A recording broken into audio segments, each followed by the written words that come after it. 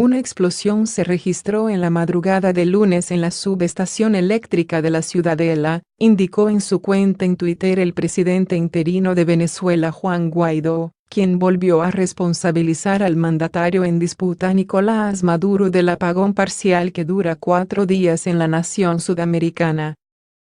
Guaidó convocó para el lunes a la Asamblea Nacional, de mayoría opositora, y tiene previsto decretar el estado de emergencia nacional para atender a la crítica situación que vive la nación, ahora agravada por el apagón. Las clases y las labores de centros de trabajo fueron interrumpidas el lunes por orden de Maduro debido al apagón de varios días.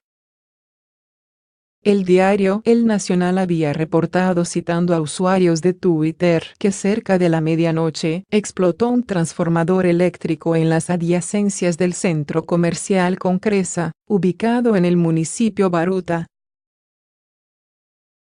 Según el medio, varias zonas de Caracas que ya tenían servicio eléctrico, volvieron a quedar en penumbras, entre ellas las zonas de Santa Inés, Concresa, Prados de Este, El Alto Prado, Manzanares, Baruta, La Taona y Barrio Santa Cruz.